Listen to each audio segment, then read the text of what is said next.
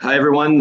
Thanks for joining us again for another installment of our Red Cloud webinars. Today, we have Mark Selby, President CEO of Canada Nickel, to talk about his very big, very exciting new nickel discovery in Timmins that's quickly becoming a global scale project.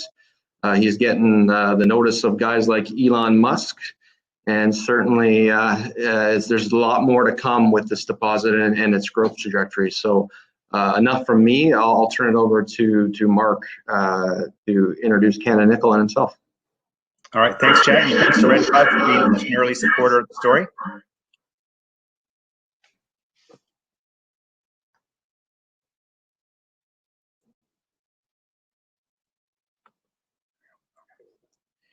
Yeah. So for those of you who aren't familiar with the story, we started the company just over a year ago on the Crawford nickel discovery. We believe we have one of these decades' great nickel sulfide discoveries. Generally, over time, there's been one or two good nickel sulfide discoveries per decade.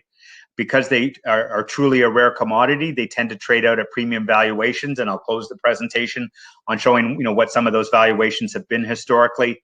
But we believe we have this decade's great new nickel sulfide discovery. Not only is it already with our resource update from last week, one of the 10 largest sulfide resources globally, we're in a location just north of Timmins, up the highway from Kidd Creek, where we have all the infrastructure in place and we have strong community support to be able to advance the project further. And most importantly, not only is it good to have a great deposit in a great location, it's great to be able to get the timing right. So, we believe that we're heading towards a nickel super cycle with continued strong growth from stainless steel demand being overlain by the demand from electric vehicles. And then particularly with this project, given the focus today on carbon footprint and low carbon production, we're in the very unique position where the rock that comprises about 90% of our ore body, when it's exposed to air, naturally absorbs CO2. We're in an area with all zero carbon hydroelectricity and in a location that's quite comfortable with downstream processing. So we'll look to joint venture partners to be able to process the products from our mine and be able to capture and scrub the CO2 from their off gases to be able to deliver a truly net zero carbon nickel, net zero carbon cobalt, and net zero carbon iron products. With that, I'll first just make a few points on the nickel market. And before that, with our team, we made an announcement on Monday. We added 3 new board members and we added 2 new team members who aren't included in this list yet. With the 3 new board members, with this net zero approach, and we believe, something that really makes us distinct from all the other mining projects out there.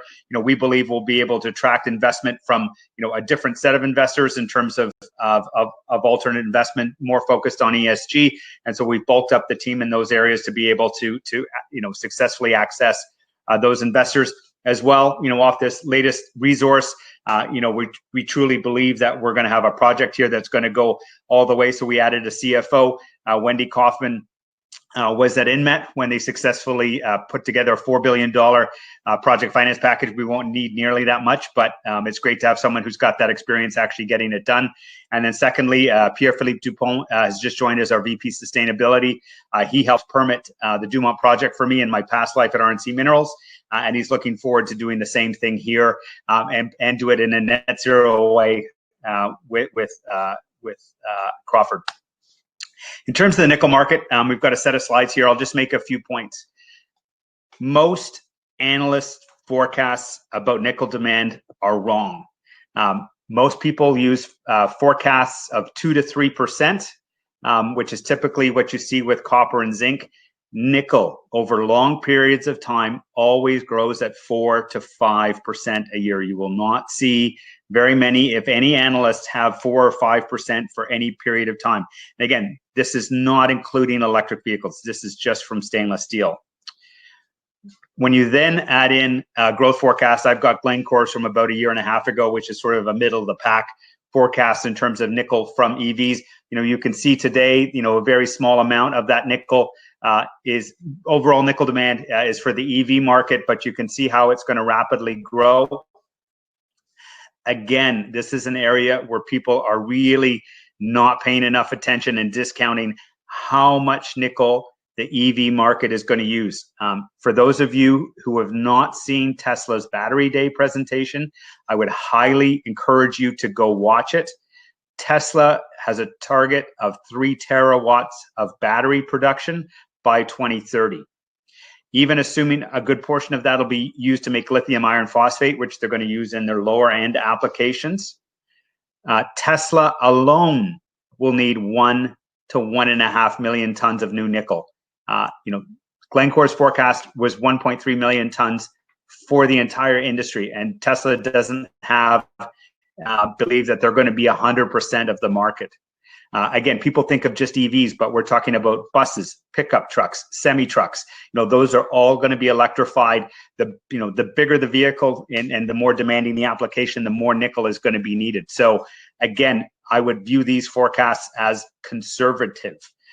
When you put those together in terms of, I've just used 4% trend demand growth and Glencore's forecast for EVs, by 2030, that's 2.5 million tons of nickel. That's equal to all of the nickel supply that we had in 2018.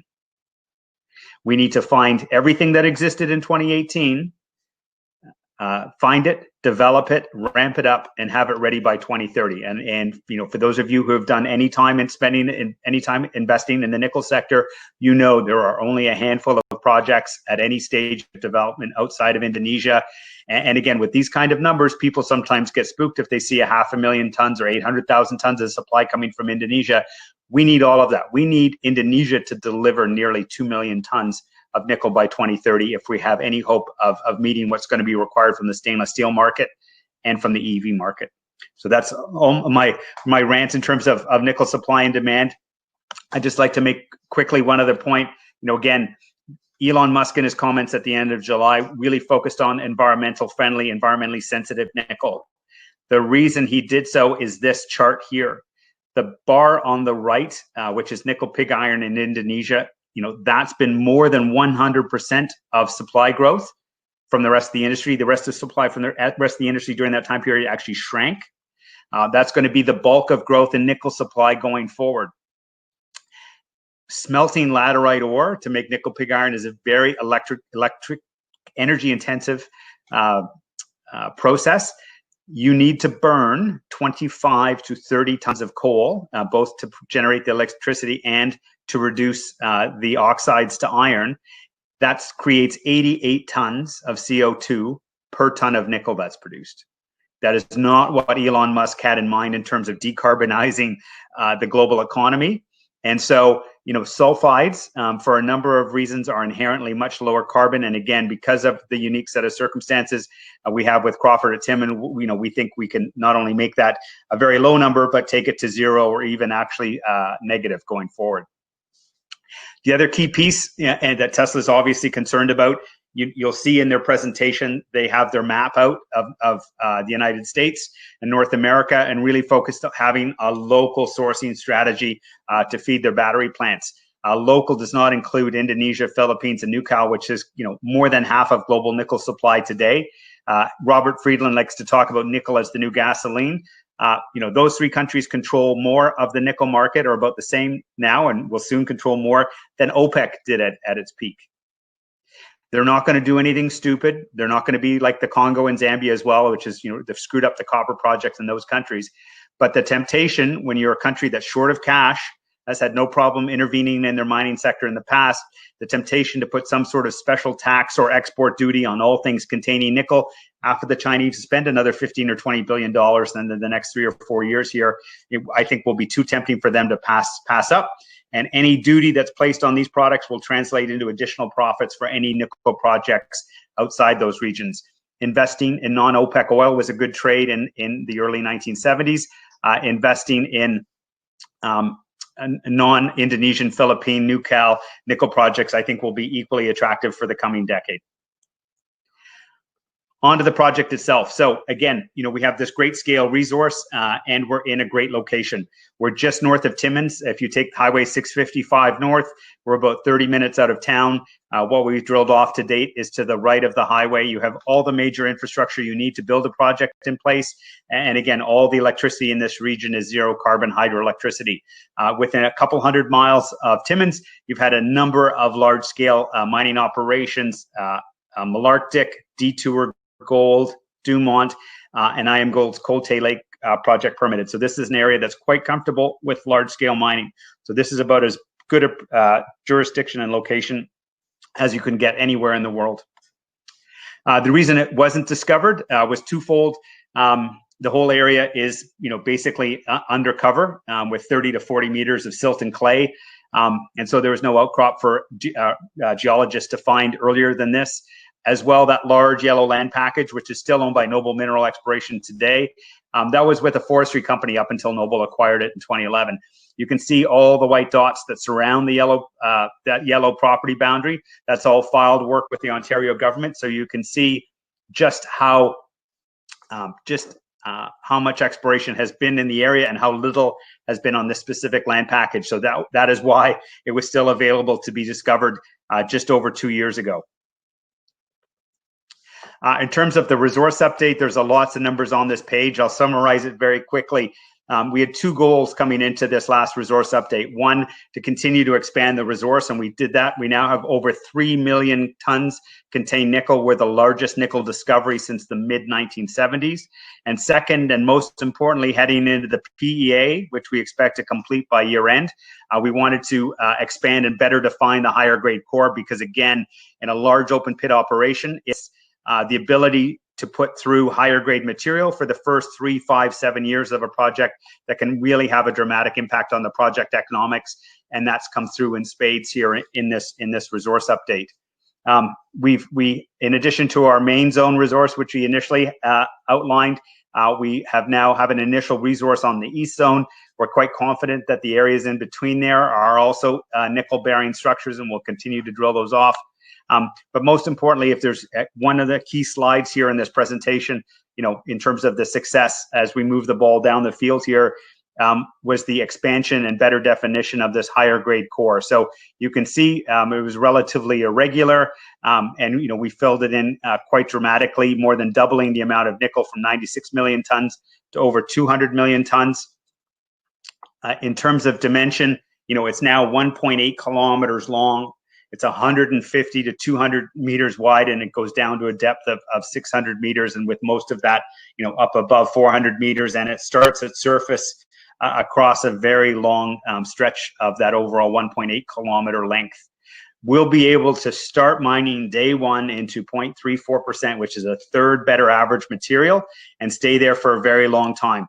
If we start up at 35 to 40,000 tons a day, we're looking at 17 or 18 years worth of resource just in that higher grade core. If we get up to 80 to 100,000 tons a day, we still have 8 to 10 years of high grade resource. And oh, by the way, it's still open along strike, and we expect to be able to extend it at least another couple 100 meters to the west. In addition to, and again, great deposits make it easy to have great news flow.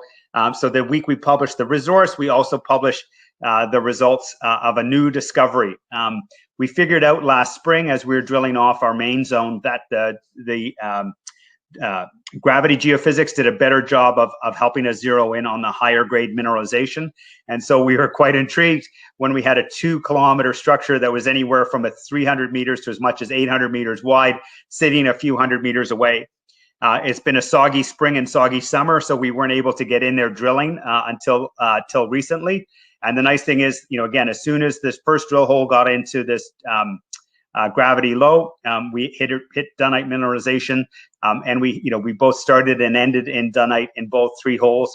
And what was very nice is, we saw some nice small blebby sulfide mineralization, which returned 0.31% nickel, 0.09 sulfur, again, 850 meters along strike. You can see the gap in the gravity there. We don't know, whether it continues all the way along or if it's a separate structure. But again, this is a massive structure that's even bigger than what we have in the main zone. So, we're very much looking forward to drilling this off and tapping into the potential on this structure as we move forward. The mineralogy with these kinds of deposits is always key. We did this first set of tests early on to make sure that we had recoverable mineral. And so again, in line with the amount of sulfur we were seeing in the first drill holes, 89% of the nickel is in a potentially recoverable mineral. In the lower grade area, that's about 59%. Both those numbers compare very favorably to Dumont. One thing we will definitely have as part of our PEA is a magnetite byproduct. We had that as an opportunity in the Dumont feasibility study, but we have anywhere from 50 to 100% more magnetite than Dumont has. And again, that'll be a very valuable byproduct as we go through the overall project economics. In addition to the main nickel zone, running parallel to the nickel deposit, it's been a nice surprise all the way through here, is this PGM zone. It occurs at the boundary between the peridotite and the proxenite, and this is a dunite, peridotite, proxenite, gabbro sequence. We've hit it from at surface effectively down to a depth of 400 meters and hit it across kilometers of strike length. So if you think of a wall 3 to 5 meters wide with 1.5 to 2 grams palladium platinum, about 50-50, it'll be sitting there as we're pushing the pit walls down. We'll be able to strip out that PGM zone and expect to be able to recover a good portion of those PGMs as we move forward. So that'll be, again, a very nice byproduct along with the main nickel ore body. In terms of the net zero, again, we would not have talked about this if we didn't think it was achievable. There is no rocket science involved here. It's literally, using mining equipment that uses electricity to the maximum extent possible. We're being in an area that is all hydroelectric, zero carbon based, allows us, to use electricity and reduce the carbon footprint. And again, Timmins is quite comfortable with downstream processing. So we'd look to co-locate plants, take their off gases and effectively scrub the CO2 out of them with our tailings.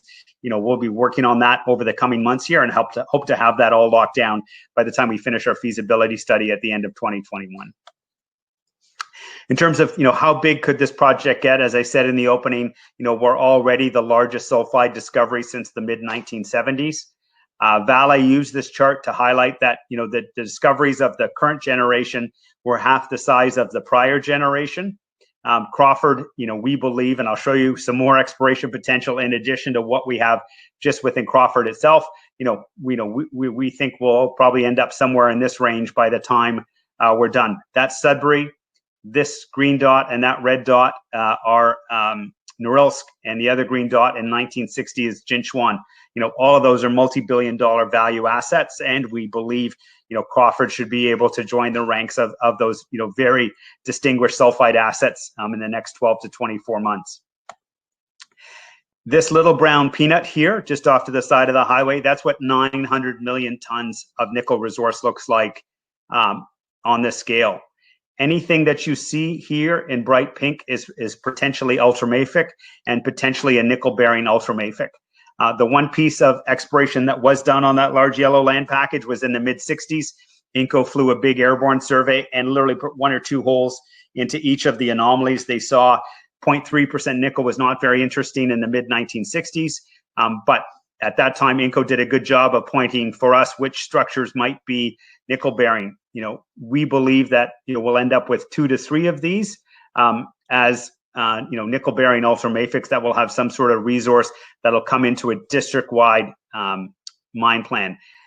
In Western Australia, the 3 large low-grade sulfide deposits, Yakabindi, Mount Keith, and Honeymoon Well, are all found in the same region. In the Thompson Nickel Belt, you'll see that Vale has a number of lower grade sulfide deposits that cluster as well. So again, it would not be uncommon to find multiple large low grade sulfides in one region. Valuation wise, we've done very well. The stock's gone from 25 cents that we raised money at last September to just under $2 today. Legend, Mining, and Chalice are hitting some nice high-grade intersections. Again, with the PEA done, when we can clearly demonstrate the value of what it is we have, I believe that we'll be able to close the gap versus those companies in the very near term. And then most importantly, in terms of the scale of the prize that we're chasing here, the reason I have most of my non-real estate equity invested in this company, and you can see me continue to buy stock all during the past 8 months, you get 1 or 2 good sulfide discoveries per decade. We had Boise's Bay and Kabanga in the 90s. Jubilee discovered Cosmos in the late 90s. Lionor discovered Emily and Maggie Hayes, rolled them into a few more assets, and again exited at the peak of the last nickel super cycle in the mid 2000s. I believe a good benchmark for what we're trying to deliver here is, Sirius Resources had one of the 2 big discoveries in the 2010s. The other one was Sakatti, which is owned by Anglo American, and Nova Bollinger. It was discovered in 2012. They completed a feasibility study by 2015. Independence Group acquired it for $1.8 billion in 2015. They have 300,000 tons of contained nickel. They have not been able to add to that number substantially. We already have a recoverable nickel amount far in excess of this number. Again, to drive home, the demand that's coming from the nickel market. Tesla itself, will need 1 to 1.5 million tons of nickel, whether they get there by 2030 or 2033 or 2035. Tesla eventually has gotten to all of its targets.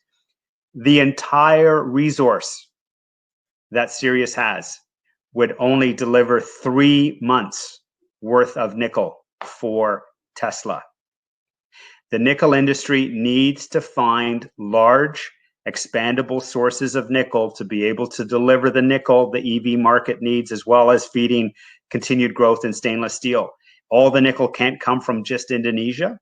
It has to come from other locations. And so large-scale, low-grade sulfide deposits like ours are going to get a lot of attention. BHP Billiton, every investor call now says we're focused on 3 future-facing metals: copper, potash, and nickel. They've already acquired Honeymoon Well from Norilsk, which is one of the few advanced stage low-grade sulfide projects. And if BHP is thinking this way, that Rio Tinto, Anglo American, and all the other major mining companies are thinking the same way. And there's very few sulfide assets that fit that bill. We believe we have one of them. We just finished raising $13 million, which will provide us enough capital to get through to the feasibility study at the end of next year. The shares are relatively tightly held, but also relatively liquid. So be able to get in and out of the company, which I know is a big issue for a lot of investors in junior exploration companies. But again, we believe we've got one of the discoveries, nickel sulfide discoveries of this decade, and hopefully maybe of this century so far. We have only scratched the surface of the exploration potential, and we're already a top 10 sulfide resource. We're going to advance this very quickly and deliver a feasibility study by year-end 2021. And we think we're very well timed to hit what we think is going to be one of the nickel super cycles coming the middle part of this decade. With that, I'll be glad to answer any questions anybody has.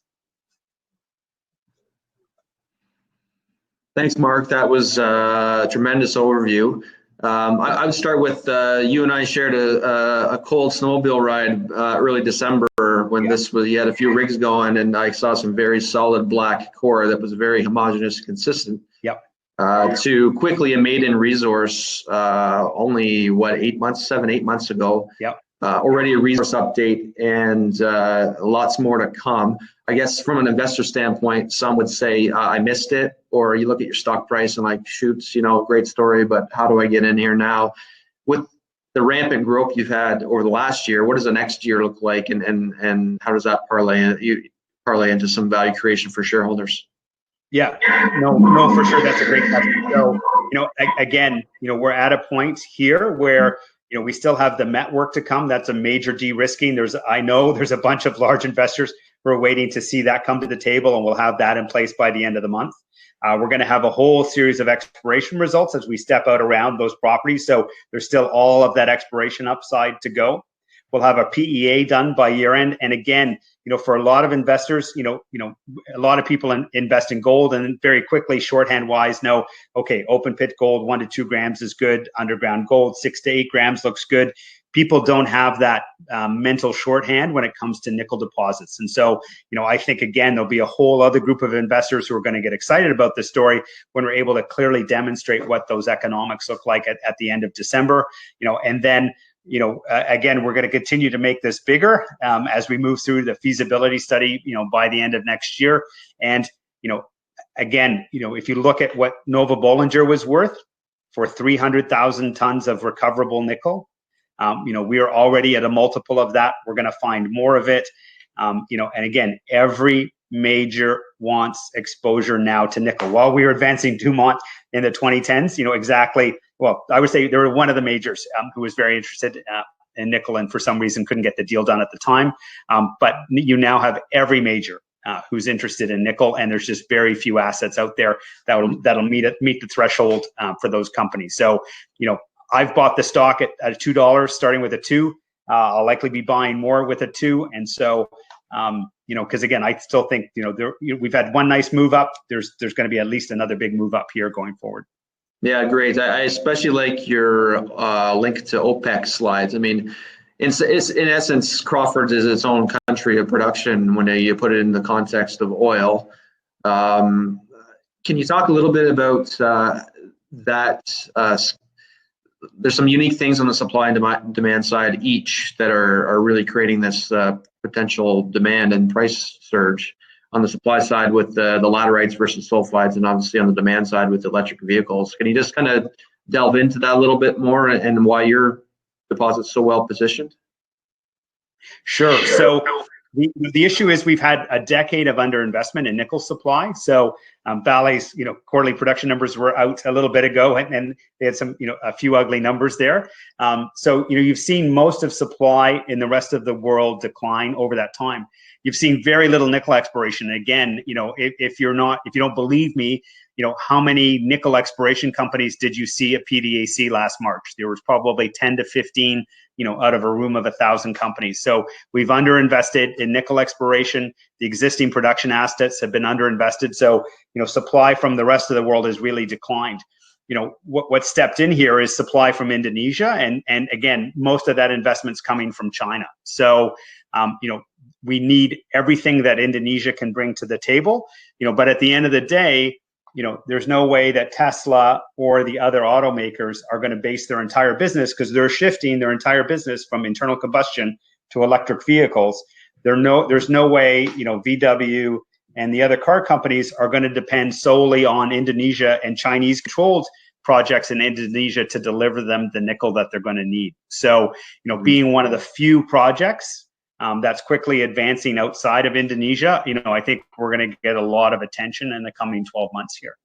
Gotcha. So, I mean, at stage of your project, one of the key risks is always metallurgy, and great, you have lots of nickel, but can you recover it? What makes Crawford unique mineralogically, and what would recoveries kind of look like? Is it a good deposit? Is it a tough one? Just general context.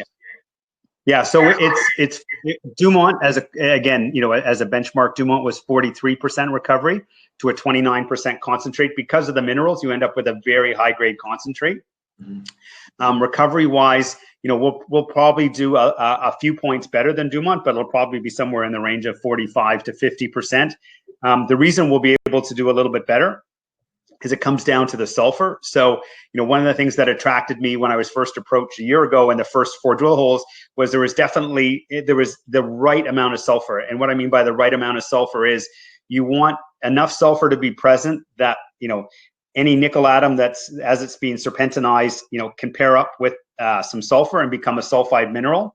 But you don't want too much sulfur that you then end up with a bunch of iron sulfides, because all of those iron sulfides end up in your concentrate. And so, it would be better from a recovery perspective to have some more sulfur around, but very quickly, part of the reason why so many nickel projects have concentrate grades of 10 to 15% is because they have a whole whack of iron sulfides that are associated with them, as well as the nickel. And again, nickel processing is not nearly as cheap as it is in copper and zinc.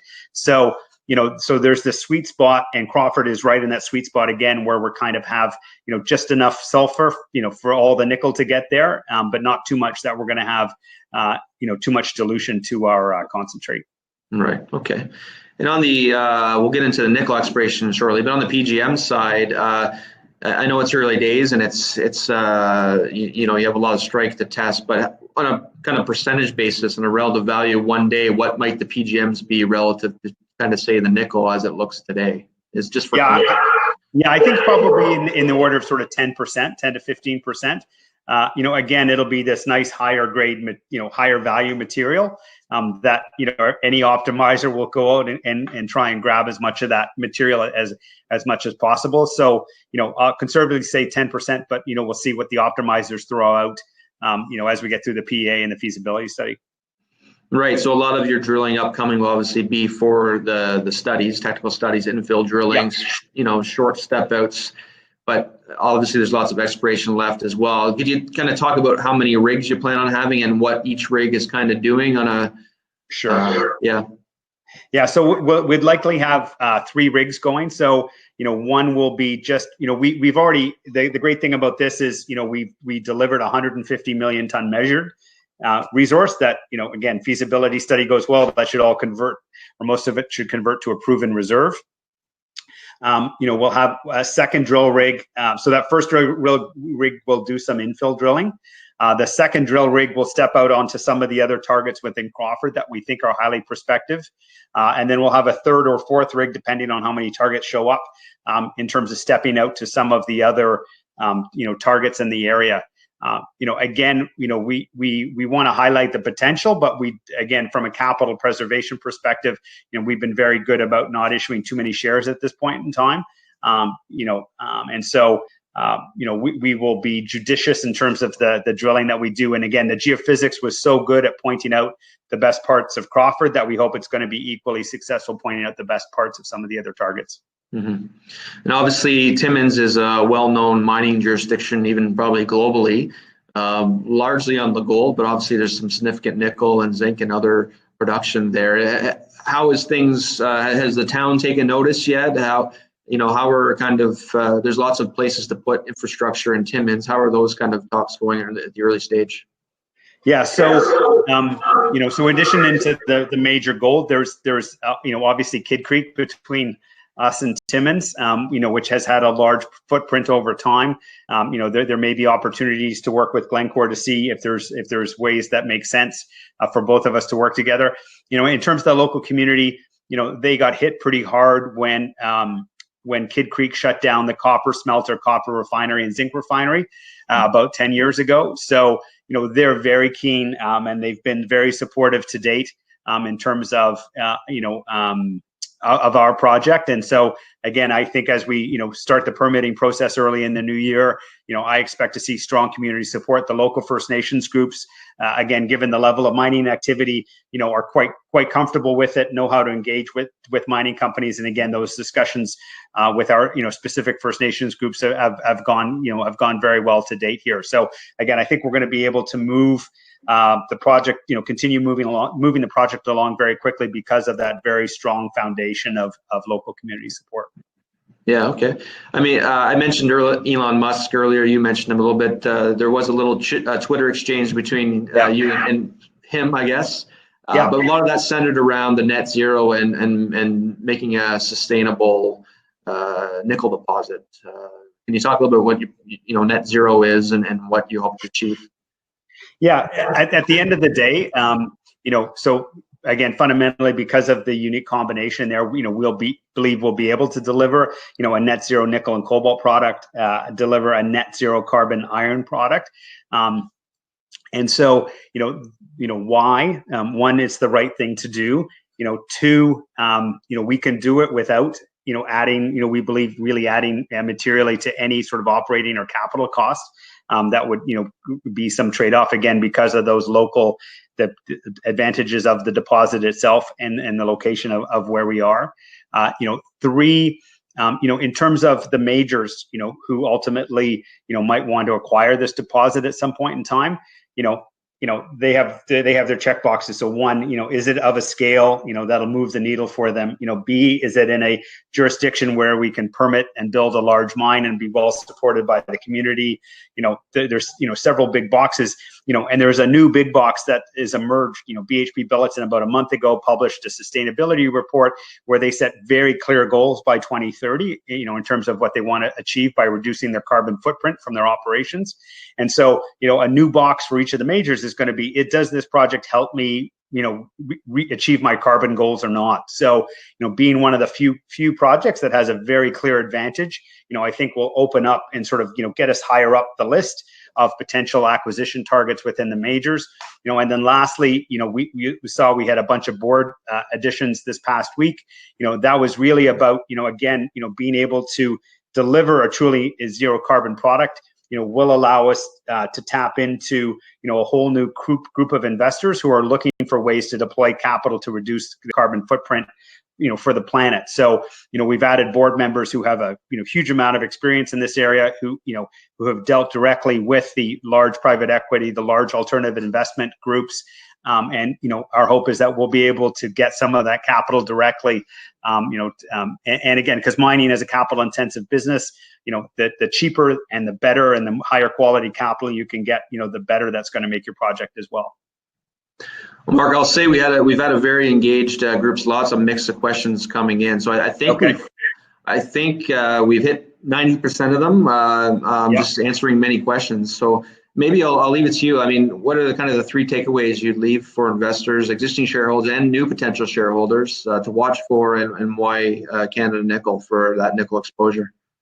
Yeah, so we're going to continue to aggressively de-risk this project and advance it to feasibility study in the next 15 months. So that's going to be a whole value creation track there from where our share price is today. Secondly, we've just scratched the exploration potential of this property, and again, we're going to be unlocking that as well over the next 15 months. So you're going to have a whole value play on that front. And then thirdly, with this net zero approach, that opens us up to a much wider audience of potential investors. Again, that should, permit a re-rate in the share price here over the coming 12 months. So it's been an exciting first year, and I think the second year is going to be even more exciting going forward. Excellent. For people viewing now and on the replay, please visit our website, redcloudfs.com, for our research on Canada Nickel. Is freely available, and obviously visit Canada Nickel's websites and follow them on Twitter and LinkedIn and all that stuff for good stuff to keep up to speed. Thanks again, as always, Mark, for your time. Great to see you, and great to see your and your shareholder success. And thanks for the ongoing support. And I promise to have the next visit not during January, so it's perfect. -35 that time. Yeah. Sounds good. Okay, thanks a lot, Mark.